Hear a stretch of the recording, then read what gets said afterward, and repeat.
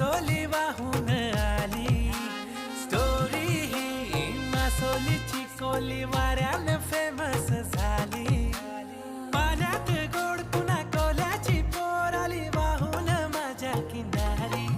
रमे तळाशी खोल चिचा मोत्याचा मोल तिचं फसली माझ्याच जोडी. मासोली घावली झाल्यानं पोरी तुझी मासोली घावली झाल्यानं